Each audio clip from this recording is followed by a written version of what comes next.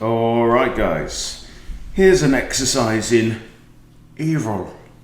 So just played a game, picked it out of the open challenges against somebody rated 1185, and I basically stole his lunch money, but key thing, every game has a lesson in it, right, to learn, and in this game I wasn't evil enough.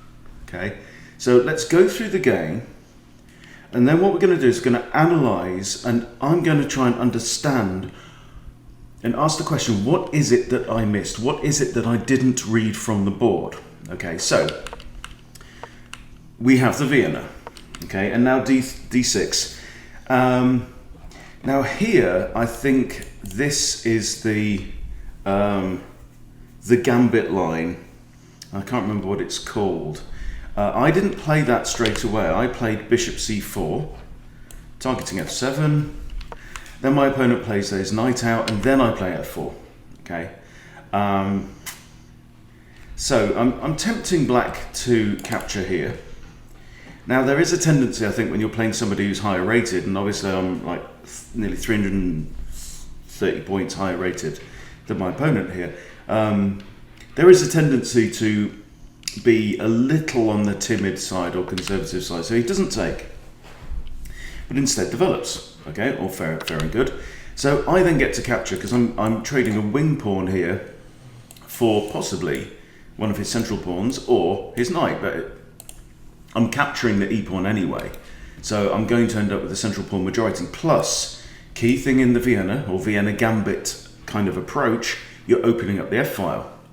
And when you open up the f-file, you want to get your knight out quickly to protect against the queen check. You want to castle and get your rook onto that f-file.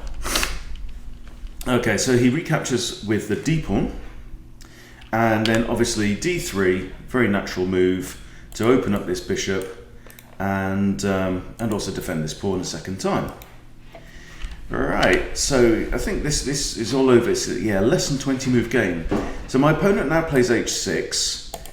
Blocking off this square from my bishop, which kind of makes sense. He doesn't want his knight pinned. Okay, so now knight f3, very natural looking move. I mean, obviously the knight is here, so I'm not worried about this queen check right now. He comes down with a pin. I see this a lot in the Vienna. I'm not worried about it. Simply castles. The rook is now defending the knight, so the queen is free to go on about her day. We have bishop c5 check, king h1. Okay, so far so normal. You know, no blood really has been drawn, but in the next 10 moves, it starts to degenerate. Now, so we're both castled. My opponent's done a very good job of development, right? We're on move 9. He's practically completed development. He's got all of his minor pieces out. He's castled his king. There is arguably a weakness here, but let's see. Okay, now notice, I would say this h6 move is not really worth is not really a good trade-off for black. He has created a weakness, and then he's castled his king onto the same side. Okay, now this is now a hook. This is now a target, particularly seeing as it's in line with my dark squared bishop, right? And the only defender of this pawn is Gary here. And Gary's got a very important job to do. So, this is where you start to formulate your evil plan. Yeah? Queen e1. So I'm doing a couple of things here. One is I'm getting the queen out of line of that bishop, in case this knight needs to move somewhere. Right? The other thing is I'm preparing queen g3. Queen g3 lined up with my enemy's king. And then my idea is queen g3, h3, force this bishop away somewhere, okay, force the bishop away, and then, look at that pawn on h6 is then hanging, because if my queen's here, this guy's pinned, cannot recapture, okay, so that's not on. So my bishop can go in and capture that pawn for free, and that's exactly what happens. My opponent now plays another kind of odd, slightly over defensive move. right? So maybe he's thinking, if queen here, I'm going to have two attackers on this pawn, right? Now, currently, it's only got one defender, which is this knight, c6. But these knights here, when you've castled, right, this knight is covering some very important squares around your king. So moving it to the queen side of the board, I think, is dubious. So queen g3. Okay? And now I'm practically completed development. I've got one minor piece left. But remember, bishops can have a powerful influence over the game. The force has a powerful influence over the weak-minded, right? So the bishop can fly out from the back rank and take part in the game. Okay, so now my opponent preemptively moves his bishop out of the way, right? Which means that this pawn is now pinned. Okay, so this is where all hell breaks loose. Bishop takes h6, right? So this pawn that he moved here, thinking that he was kind of protecting himself, protecting his kingside against my bishop, turned out to be a weakness indeed. This pawn cannot recapture because it would put the king in check, and that's not allowed. So he blocks with his bishop. Now this bishop is on prise because the pawn is no longer pinned, right? So first move is bishop g5, hitting the queen. Now this pawn, it has to be said, is pinned, and that's important because of my bishop here, right? So this pawn is pinned. So f6 isn't an option. He could block with a knight, he could block with a bishop, or he could move the queen to one of these squares. And now what you see is it's kind of a constrictor movement. What I'm wanting to do is wanting to move my minor pieces, particularly my knights, up into my opponent's space. So black chooses here to move the queen, and now knight to d5, right? And I'm closing in on his space. So typical move in the Vienna, right? I'm attacking c7, and that would come with a fork on queen and rook, winning material. So rook c8. Okay, now I think this is the place where I could have improved. Okay, I played knight h4 here, right? So what I'm doing is I'm threatening to capture this bishop, and yes, the pawn can recapture because of my knight here, right? This pawn is no longer pinned, right? So knight h4. Now he moves his bishop out of the way, and now I play bishop h6, and again, a very typical pattern that everyone needs to know. Okay, so moving the bishop here means this pawn is pinned, okay, and I'm threatening queen takes g7 checkmate. Now if this pawn advances, I then get the rook and win the exchange, okay. So what does my opponent do? He doesn't have that many options, right? Back comes the bishop. And now knight takes bishop, okay? And what do you do? I mean, black has a couple of ideas. You know, he's got a couple of options. He could take the bishop, but let's think this through. If he takes this bishop with the pawn, right? So he takes there, then I've got knight takes rook, I've got knight to here, attacking this rook, all with a discovered check, so it's going to be pretty ugly. If he takes this knight with this pawn, then there's the risk of a discovered check by my bishop. So for example, knight here, then, if takes there, knight here is a double check, again winning material. So it's pretty unpleasant. So my opponent here plays king h7. Now, I then capture the rook on f8, okay, and I'm currently a bishop and a rook up, and again he's got two pieces that he could capture, He captures here, but look at what's white's next move, right? Look at where my knight is, right? It's guarding this square and this square, yeah? So I think he really should have captured the knight because queen h4, checkmate. Now, let's go to the analysis of the game, right? And we're going to go back because I've got here one inaccuracy. 78 accuracy here. So like we say, this knight move was a blunder. The computer's saying the bishop should have captured my knight here. Okay, so queen g3, best move. Bishop h5, okay, is an inaccuracy because it gives away this. So black here should have played, okay, should have put his knight back where it belongs, okay. Keep this bishop here, knight defends the bishop, and then bishop takes pawn is not an option because this pawn isn't pinned, okay, and can recapture. So anyway, okay, I grab the bishop. Bishop g6 is a mistake. Black should have played queen out, attacking the bishop, okay, and defending against this checkmate threat.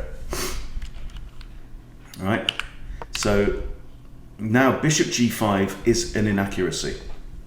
So there is a better move, and the better move here is knight h4. So let's figure out why knight h4 is the better move. Okay. And then the question is, what is it in my thought process that I was following that I missed? What didn't I read on the board? Okay, so here, knight h4. Okay, so it opens up a line for my rook. Fair enough. I've got two attackers on this pawn. The pawn is pinned. Okay. Knight h4 attacks this bishop. Remember, this pawn is still pinned by this guy. Okay. Knight h4 attacks the bishop. And then if I capture the bishop, there is nothing that can recapture because this pawn is pinned. Okay. So I play bishop g6 and attack the queen. But I remember in the game, it was like I'm just prodding my opponent. It's not really an attack with teeth. Yes, it led to, you know, in 7 more moves, crushing win, but I remember thinking this isn't a real attack. This is a phony attack. Okay, but this would have been better. But why? You know, why did I miss it, or why did I not consider that move, right? So this is something very, very important. Whenever we find a decent move, you know, this is okay, right? But the reason why it's a mistake is because this move was far better, but I didn't consider that move. Why not? Okay, so that's the thing. So principles, moving my knights in towards my opponent's king, good. Attacking anything that's on the same file that the king is on is a good thing. Also, I'm opening up a line for my rook. That's a good thing. Okay, so bishop here. Okay, knight to there is the best move. Because the computer here is actually telling me that queen takes h4 is now forced. So this bishop is in trouble. So if the bishop goes there, it gets taken. Right? If the bishop goes there or there, it's checkmate. So, in fact, the bishop goes there, it's checkmate. So this bishop can't move. Right? That's important. So we'll ice that bishop and we'll ice this pawn. So what about king here? If king there,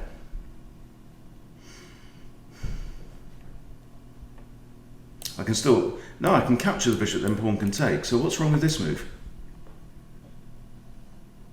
See what the machine says. Now that's excellent, but white is plus 19 now because of bishop takes f7. Bishop takes f7, right?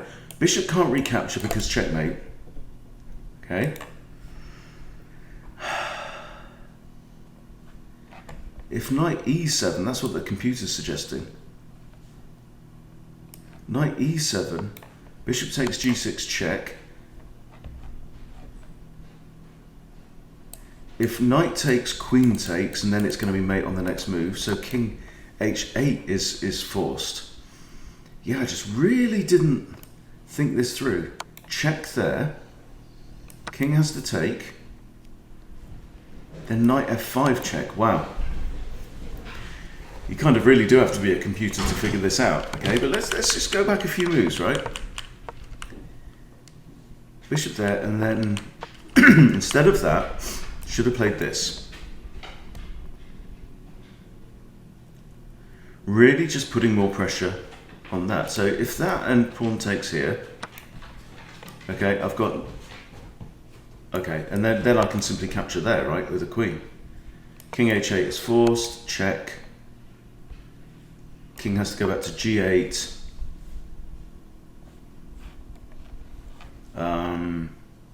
Then I'm guessing, it's saying queen g6, check again.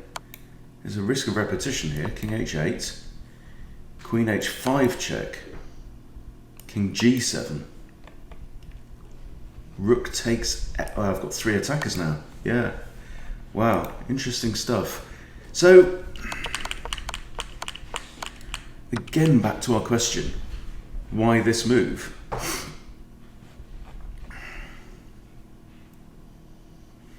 Yeah, I mean, I think just that this one was just, you know, I was reacting to the fact that the pawn was effectively attacking my bishop because the pawn's no longer pinned, right? So that was my first thought, was kind of a knee-jerk. Let's get the bishop out of trouble and let's just harass my opponent slightly at the same time. But that's not how chess works. That's not how you win games, by poking your opponent, right? It's a boxing match, it's not a poking match. So the thing is, even if, let's say, even if my opponent did take here, right? I've got this. And it's actually forced mate in 6 according to the machine, you know? And that's what I didn't figure out. Okay, so from this position, this pawn is pinned, therefore, and this pawn is the only defender of this bishop. So if he takes my bishop, queen takes, right? He's in check there, and mate has to follow, especially with the knight coming in, right? It was just kind of just laziness, really, you know? And so what this is showing me is that this is a growth edge for me, right? Whenever I find myself in a game thinking, that'll do, you know, that move will do, stop. I've got 19 minutes on the bloody clock. It's not like I'm under any time pressure. This is a 20-minute game.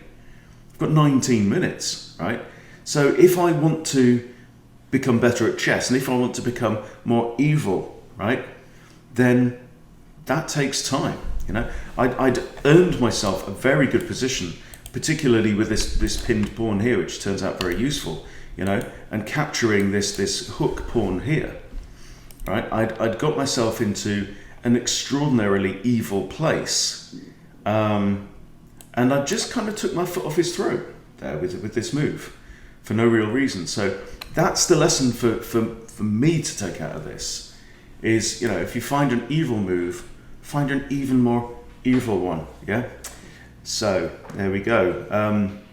Hope that's useful for you, and that, you know, you can kind of take this and apply it in your games as well. But if nothing else, that idea that, you know, when you complete any game, right, go to the review, okay, and what is your, you know, and figure out what is your worst move. And that was my that was my worst move in the game. So look at your worst move and go as deep as you can into that move, the reasoning behind it, and particularly the question of what is it about my thought process? Because that's all chess is, right? Chess is it's about one thing. It's about finding the best move in every situation. If you play better moves, you get better chess. That's it's like I get a go, you get a go, I get a go, you get a go, and that's how it works. So the better the moves you play, the better your results. So always look for what was the worst move that I played in this game, and why did I play it? Key thing. So I need to know that what I've learned from this is that I know I need to get my evil on a bit more, and just take the time and put in the effort to calculate my way through situation. Let's just go back to that move. So that was move 13, right?